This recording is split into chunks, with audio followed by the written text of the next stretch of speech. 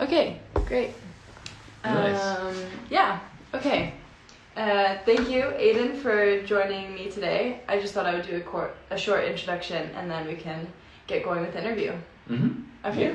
So I'm Emma. I'm a fourth year psychology student at Karolinska, and I'm involved in Klimatföreningen, which is the student organization that's taking over Medicinska Föreningens Instagram today. And we're doing this live just to kind of show you guys an activity that Klimatföreningen likes to put on. We like to be involved and we like to get the student perspective. So today we're going to be interviewing Aiden. I'll let you introduce yourself, who is a climate researcher. So if you just kind of want to introduce yourself a little bit. Yeah. Hi, my name is Aiden and I'm a PhD student at the Department of Meteorology at Stockholm University. I think that would be more accurately said I would be a researcher in training, because a PhD program is kind of like you're learning all of the extraneous factors that go into being a researcher along the way, which is not just taking courses and not just doing research, but learning the admin and all the organization that goes into it. So I research specifically cloud feedbacks in climate, or clouds and climate interactions. And that is what I spend my time on. Okay, very cool. So I think it'll be easier if we do it in the a more interview format, if you want to talk to me, just so that we don't have three ways going. But I'll hop back just so that we're both in the image. But this is really exciting for me. I'm sure for those who are listening as well, just to hear about what you do and what you research, etc. And so I just want to start off and ask you what inspired you to start researching within climate and climate research. That was a really long road. So I started in engineering, and I started in marine engineering, which is shipboard and any engineering that has to do with ocean. Okay. And specifically ships. While I was doing that, I was studying at the California Maritime Academy. Okay. They have some minor degrees, and in the US you have these minor degrees where you can take a topic you're really interested in and go into that in a little more depth. And that was marine science. And that led me to oceanography. Mm-hmm. And oceanography it takes the same skills that you learn, well, some parts of oceanography, you take the same skills that you learn as an engineer, and these are foundational physics. Okay. Like thermodynamics and fluid mechanics, and you apply it to the ocean to understand how the ocean works. Okay. And I got super into that, and I thought this would be really something interesting to go further in. And after a while on the engineering jobs, and so I was not super into the engineering work. Yeah. And I thought natural science would probably be a better fit for me. Okay. So I found in my other home city of Stockholm, I found a program in meteorology and oceanography. Okay. And that's where I got started on that. Very cool. So it came from the oceanography kind of focus originally, and then it kind of melded into meteorology in Stockholm. Yeah, that's there are very segregated kind of practices as well. So you have some people study pure oceanography and so, but if you research climate, you quickly realize that it's a really complicated system of both, and you can't have one without the other. Okay. So I got really into both, and there are amazing interactions between ocean and atmosphere. Okay. That controls climate, and I got really into that. Yeah. So that was really my focus from the ocean just quickly left because it was more interesting to see both of them. Okay. Yeah. Yeah. So despite the fact that we try to separate different aspects of climate, it's really so interconnected that you can't do that at all, really. And it seems like this interest in oceanography has slowly become more of an interest in meteorology. Would that be an accurate description? Yeah. Okay, cool. So I guess I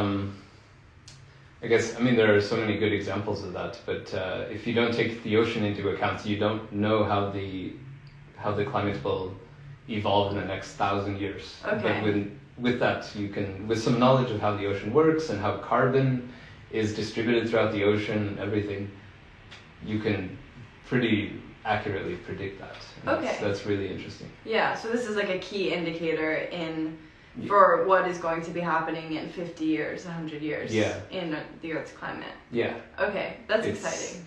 probably the main controlling factor, because the atmosphere adjusts very quickly to changes in radiation balance, which come from greenhouse gases. Okay, yeah. So the atmosphere can adjust very quickly on a time scale that is basically the same as how the sun moves with the seasons. Oh, okay. So it's almost exactly adjusted as soon as the sun moves like out of from the zenith to below the horizon during the winter. Yeah. The atmosphere is already adjusted. Okay. But the ocean takes a long time to adjust. And there are processes on the ocean that take 1,000 years to adjust. Okay, yeah. So it's like a slower process, but we can more easily kind of track that slow development. Or I wouldn't say it's easy, but no. you can, Okay. Yeah. Yeah, that's where the research interest is as well. Okay. And there are all these feedbacks and everything between like where the clouds are and everything that makes that really difficult to quantify. But the bulk properties we know very well. Okay, cool. Yeah, So, I didn't mean to simplify your research. I'm so sorry. I'm like, no, it's really easy to measure the ocean. I don't know that at all. But this sounds really, really exciting. And so you started out with oceanography, and it slowly kind of developed into meteorology, and you're part of the meteorology department at Stockholm's University, right? Yep. Okay, and do you want to talk a little bit about your current research, because it seems like it's more focused on the meteorology perspective as compared to oceanography? Yeah. Okay. So I research the place of clouds and how clouds determine planetary albedo, which is basically the reflectivity of the planet, and that's like that's a first order control over the climate, is how much of the solar radiation that comes through that reaches Earth is reflected back into space. Okay. And clouds are pretty much, if you have clear skies, if you weren't able to form clouds, the Earth's albedo would be half of what it is roughly. Okay. And that means that you would have a lot more radiation absorbed on Earth, and you have a lot hotter planet. Okay. So the Earth is really sensitive to small changes in cloudiness and where those clouds are. Okay. And where those clouds are also determine how the climate looks spatially. So like, how is the climate in the northern hemisphere versus the south, in Europe versus the equator, or in the Arctic versus the equator? Yeah. Okay. So clouds are immensely important for that, but they're really difficult because you can't reduce them to larger quantities in the atmosphere, because they're so dependent on microphysical processes on a very small scale. Okay. So clouds are really like large entities that are determined by really small scale interactions. Okay, yeah. I'm like slowly converting what you're telling me into like I don't know if you know the Reddit thread, explain it to me like I'm 5. Yeah, but I'm kind of exactly. like live doing that conversion, and it sounds like clouds are really important because they protect, like not protect, but they kind of shield the Earth from like the sun, which leads to lower temperatures, which is good.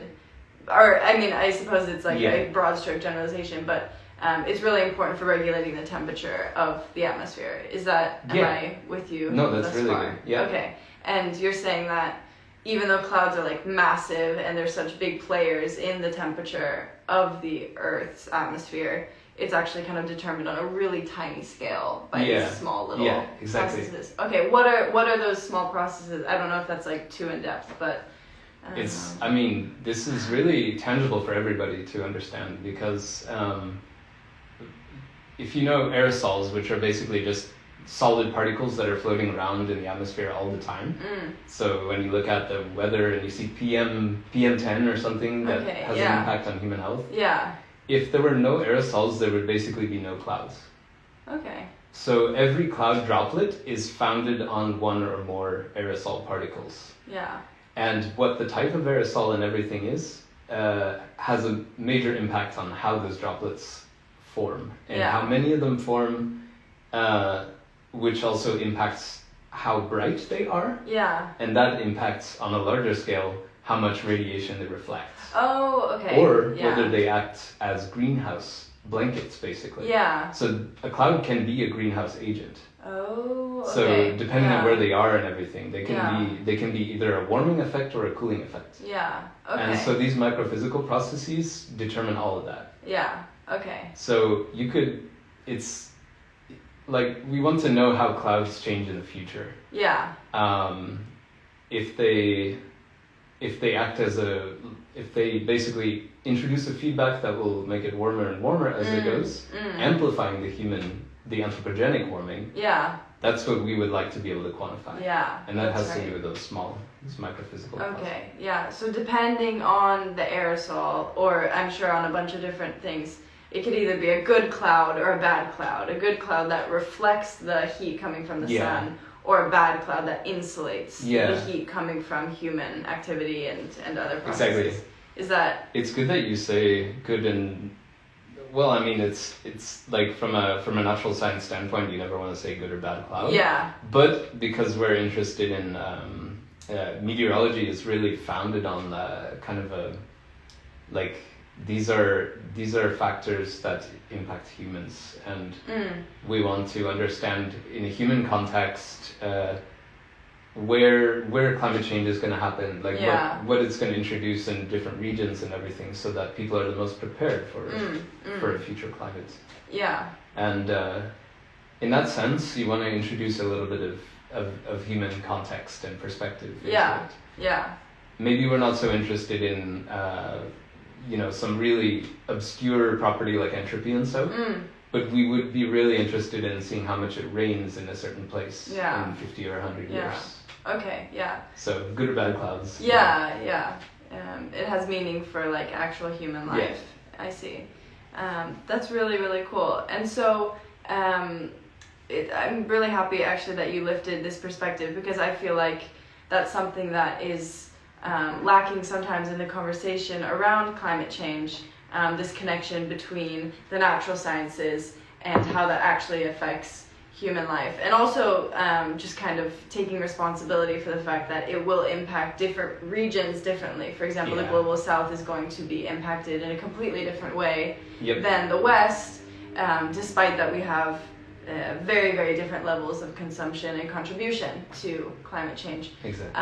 And I did a little research, and I saw that you did a project that's kind of related to these topics. So I'd love to hear your perspective on how extreme weather or kind of other impacts of climate change impact humans on a more personal level. Awesome. You were way ahead of me on what I think is really relevant to bring up, and that's a really interesting bit of work that I did before becoming a PhD student as a research assistant. It was a really interesting project where what we did was we took a historical database of natural disasters. Okay. And these could be anything from technological disasters or pandemics or epidemics, I should say, to floods and storms and these kinds of things. It's really hard for us to do anything about pandemics and epidemics and so, but we focused on the weather-induced disasters and measuring physical severity of those. Okay. So how much did it rain, how strong were the winds, how high were the temperatures in a heat wave, these kinds of things. How long did the drought go on for, and Okay. how severe was it? Yeah. So this was a collaboration with Ekohist at Stockholm University, which is economic history and international relations. And what we did was relate those factors, those physical severity levels, to economic and social impacts. Okay. So we were able to show in different ways that for instance, disaster aid or relief aid, which is a global movement too.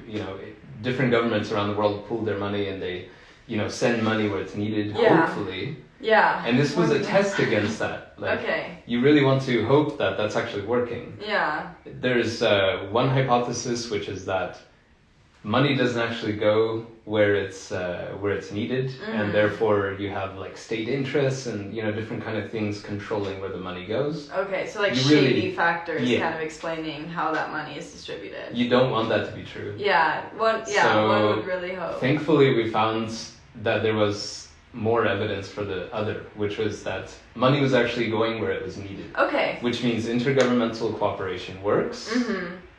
It supports that intergovernmental Yeah. cooperation works, and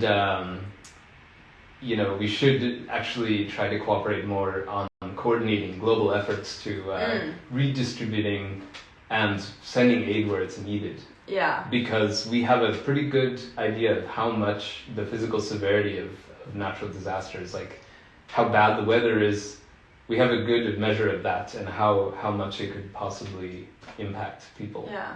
Okay. So I want to see more of that Yeah. in meteorology. Yeah. We're trying to continue it. We have a much larger database now to go off of, which Yeah. would be really cool, because then we can look at long-term effects of Okay. natural disasters in the future. Yeah, I see. Yeah. So it was like the amount of aid being kind of distributed was proportional to how terrible the natural Yes. disaster was. Is that like a Exactly. really short Yeah. summary of Yeah, that yeah. project? That's Okay. the significant Yeah. statement. And so it's like supporting the idea that we Yeah. can actually do good if countries kind of band together and distribute aid Yeah. with the system we have now. That was a recommendation. Okay. As well. So Very cool. you have a what's it called, a finding, Mm-hmm. and then you have implications of that finding. Okay. And the implication was that we recommend that cooperation increases. Yeah, I see. So that's really where the social and the natural sciences can cross. Yeah. Is you can really taking into the value that it's good that people receive the aid that they need. Yeah. Which only happens when you include that human value. Yeah. Yeah.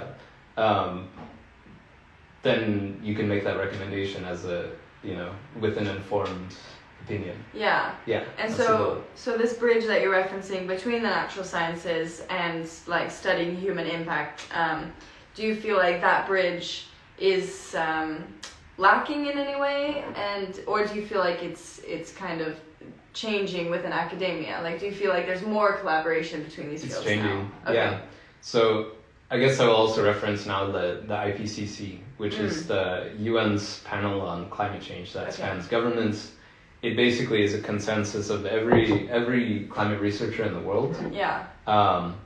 There are physical science basis groups in there, so they really do the heavy lifting of like what are all the physics that we know, what are the mathematics, what are the cross-disciplinary sciences that tell us how the climate is going to be, how certain we are about that and everything. But there are also working groups that focus on cross-disciplinary things. Okay. So they work on the economic impacts of climate change. They work on things like fisheries or like agriculture, like how much do we know about how those will be impacted in the future. So there is a kind of a shifting focus because the physical basis is pretty good, like pretty certain, we know pretty well. Yeah. Like people like me are working on details of that. Yeah. But we know that pretty well. We know Okay. like things are happening. Yeah. So the more interesting thing now is across groups, across disciplines, across humanities and social sciences and natural sciences. What does that imply for us? Okay. Yeah. So those reports are getting more and more relevant, and they are getting larger. And hopefully, like with the project that I was working on, that's a sign that there is more of that's going to be funded. Yeah. Okay. So yeah.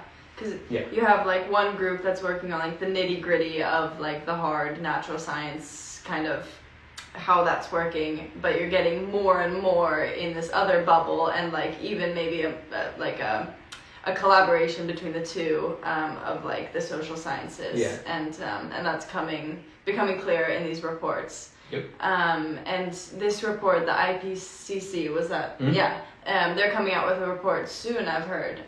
In August. Could you just talk a little bit about what the report kind of represents and what it will mean for the climate community? So when we say that there's a consensus in science, then it's basically like, there's a certain percentage of scientists that believe that with their informed expert opinion, mm-hmm. To their utmost knowledge, mm-hmm. that something is right, that something is like, this is true or correct, and this is an accurate prediction. What the IPCC does is it's a it's an internationally coordinated effort to quantify that consensus on climate change. Because we know that it could have potentially, incredibly large impacts on us, mm-hmm. that we want to know how certain we are and everything. So what that does is it takes everybody in the climate research fields, all fields, mm-hmm. like everything from biology to physics, all around the world, and gets them together, invites everyone to peer review this entire report, which is a massive effort. It's really like, it takes almost a decade every time it happens. Wow, yeah. So this is really like, this is the way we know. Like anybody can go to this report, download it, you can mm-hmm. read it. There's also an easily read version of it, mm-hmm. and you can understand what the state of climate science is. So that's what it's about. That's really cool, but it's also really interesting because it's pretty unique to climate science that we put so much effort into kind of validating the science behind it, because there is controversy about whether or not climate change exists or not, which is a discussion for another time, one could think. But I just wanted to kind of hear your thoughts on why it is so difficult for, or like why this report has to kind of contain this section about how certain we are that the climate science is accurate. I think that there are so many things that go into this, but part of it is the timescale on which it happens. Mm-hmm. You could say that this is an existential threat that is not the same as an asteroid coming that will impact tomorrow. Mm-hmm. It's something that will slowly impact us over the course of centuries, for maximum a millennia or more. What that means is that we have really competing kind of effects of, like, you have policy, like government policy is decided on election cycles, basically. You mm-hmm. have like a scale of 5 to 10 years in politics that really decide things. That means that most human activity, also the human lifespan, just that fact, know, is at odds with the scale of the proportion. Or the scale of the the impacts and how long it will take for them to reach us. So that means that people will do different things. Like, they're going to do cost-benefit analysis. Mm-hmm. They're going to try to understand, like, if we stop emitting fossil fuels now, like, how much does that cost us as a humanity, and how much does that impact our way of life? And does that really measure up against the existential threats? Factor of climate change. And it's really hard to kind of weigh the short-term loss versus the long-term benefit, it seems like. That's right. I see. Okay. And you're referring to the climate crisis as an existential crisis, which I think is a really good way to talk about it, because it kind of frames it in a way that makes it seem really relevant and important, which it is. And a lot of people I know, myself included, have thoughts about climate change and what it'll mean for not only us, but for the people who follow us and generations to come. Do you feel like you, someone who's researching this, who's kind of exposed to media every day or information every day about the changes that could potentially happen, do you feel like that weighs on you at all? And if so, how do you deal with that? Sure. I guess part of it is... Okay, I think we're back. Still live. Part of it is you... what's it called? sorry, what was I? No, it's okay. Existential crisis. Oh, Just, yeah. You know, so personal anxiety. Yeah. No, you remember why you did something. Mm-hmm. So I research climate because it's super interesting. It's a beautiful, complex system, physical system, and I love the physical laws that govern it and everything, and I love learning more about that and understanding these like complicated interactions, because we're never going to understand them completely, and that's just like something that will keep me entertained, not entertained, but it'll keep me learning for the rest of my life. And I really enjoy that. Okay, very cool. I remember that, and that doesn't decrease the human aspect of it all. That makes it easier, but it doesn't decrease like the fact that we live in a climate. Joker face. Yeah. Like we are all impacted by what is happening in the climate, and we like I care about what happens to everybody around, and I don't want the worst possible outcome for people, and I don't want it to be unfairly distributed. I don't want people who were who were born into a world that they had no choice or no control over deciding the outcome of, and being born into something that will be incredibly difficult. And if anything, like, we want the progress of history to make things better for everyone. We don't want everybody has the goal that like the next generation is going to be in a better world than us. Right now it may not be the truth. It may not be a reality. And that to me makes me terrified. But so long as I keep working on this thing, it's a bit frustrating along the way. It's like also like you hear about politicians talking about climate change and just the general public and things like that, and that can be frustrating. But you remember this this goal you have and everything, and I remember that I also do it out of the interest in the science of it, and that's just who I am as a person as well. It's like, it makes me happiest.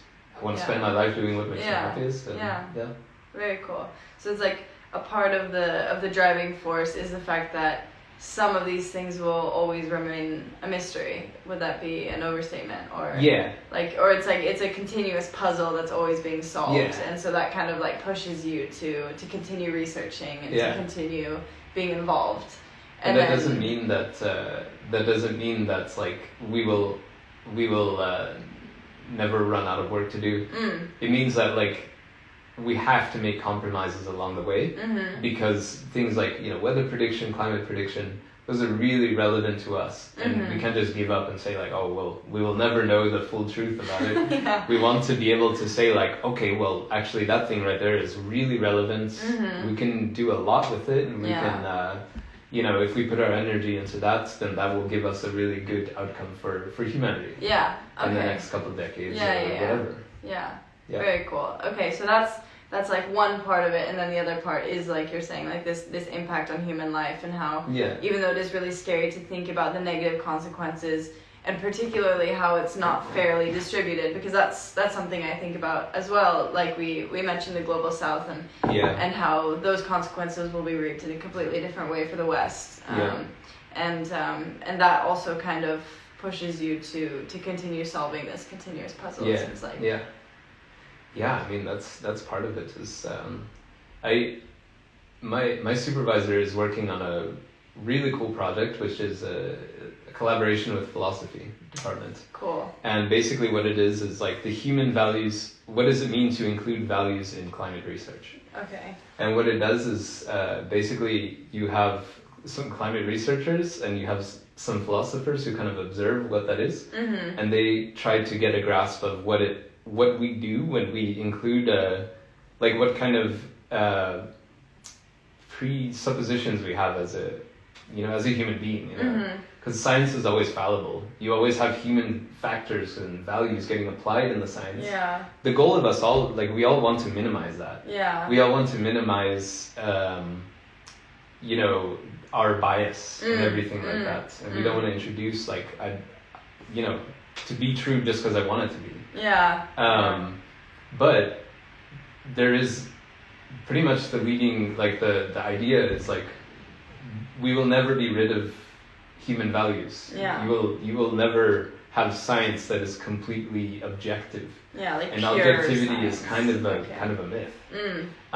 But you will have, given that everybody is consciously working to reduce values and bias, or certain values in it, how can you also best leverage the values that society has in your research?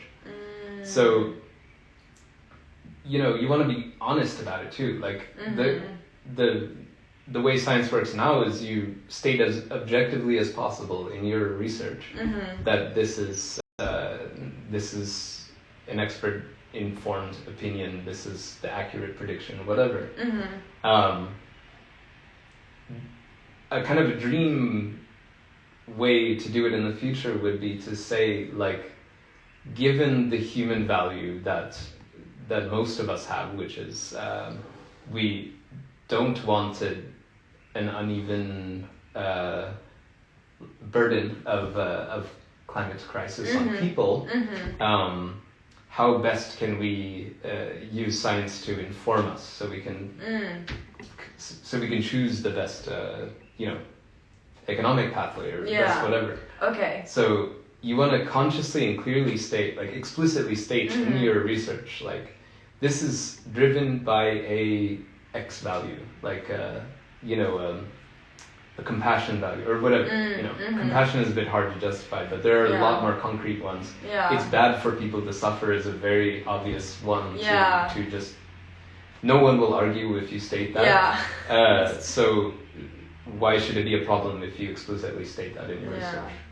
So I hope I get it right, because I'm not in that project and I'm only loosely involved in like workshops and so. But that's the goal of that project, and I really hope that gets I hope that impacts all research.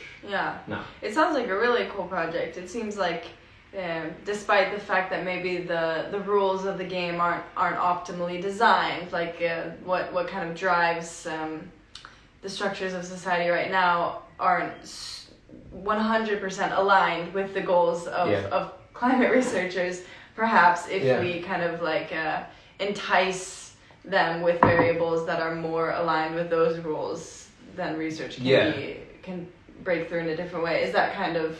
I would be careful to say like the goals of climate researchers, because we do have a clear goal, and that's to be able to best predict climate. But also to accurately predict that in order to meet the needs that we think are relevant, like this is the information that's relevant to us all. So the goal is not, there's no agenda. There's no climate researchers have a clear political goal and they're working for that. It's just that this is what we're always trying to, what climate researchers are always trying to compromise on, or just fit into their activities. So it's like we gain new information via research, and we're trying to kind of make that research become applied. Is that like, would that be kind of an accurate way? It's like then being used in praxis to actually have an effect on human life. Hopefully that's like the goal. Okay. How do we communicate that best? That's another goal of us all. That we all want to be better at. So it's easy for science to exist in a bubble. And then you forget a little bit, like, how much is trivial, like how much is like, just obvious knowledge, or how much is like, okay, this may not be obvious, we need to clearly communicate this. It's a really important detail, and it's better that we communicate it in a way that's not just, numbers and equations, because not everybody's going to get that. But it's important for everybody to, be able to grasp that. That's so true. I feel like if you were to come and talk to me about these particles that clouds are built up of on a level that I'm sure that you're kind of like really digging in. Which I would gladly do. Exactly. I feel like I would not be able to kind of make the connection to how that could impact a heat wave in a certain part of the world, but it seems like you've been able to communicate that it's pretty important because it impacts clouds and how they can shield. At least I can give you a logical following map for that. Like you don't need to know the quantities of anything. But climate science is pretty good at figuring those things out. There's a lot of uncertainty involved in these small details because it's really hard to get a bulk number of a global effect of a tiny thing. That's right. But hopefully we can be able to communicate like the most important details and also just how it works, because it's incredibly interesting, and the more people understand about that, the better they can grasp like the extent of impacts that can exist in, complex interactions that can exist in the climate system or the Earth system basically. Yeah. Very cool. Yeah. Like I myself feel like I knew very little about meteorological climate science before talking to you, but now I feel like it's actually quite interesting and kind of grasping the effect that can have not only like over the across the globe, but also in time, because that's the one that's tricky for us humans when our lifespan is so short compared to the effects of these things that we're actually studying. So very, very cool, and I really appreciate you sharing. We're gonna start kind of summarizing, but before we sign off, I just wanted to ask you if there's anything that we haven't touched on that you'd like to lift before we sign off. Something that you really want as a take-home message. So, okay. You're going to hear a lot about the IPCC. You're going to hear a lot about it this summer because there's another assessment report, which is a big cycle. It's updating the current field of climate research, gathering it all into a thing that we can all digest and understand. Because the last one came out in 2013. Okay, so this is like the newest. So this will be this August, and there's going to be a lot of discussion about, there are a lot of weird little details in there, and media tends to pick up on little details, and so some of these details could be things about uncertainty, and that's something that really hits people's minds, because if you think like, oh well, they're saying that there's a huge alarm bell, like there's a really big threat, but there's still some uncertainty. What we're trying to do is like quantify that uncertainty. And that's like a whole science of itself, is to just get a number on how many degrees it could be like off, or how far away from the predictions things could be in reality. There are the most uncertain things, which are clouds and aerosols, because they're again small things on a big scale. That are very hard to model and things like that on a large scale, global scale. Those are the most uncertain things. But the things that we do know very well are radiation balance. So we know the temperature pretty well, the equilibrium temperature of the planet.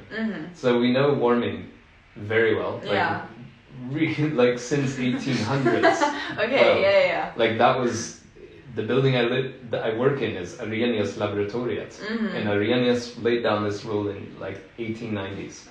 And it still holds very, very close to reality.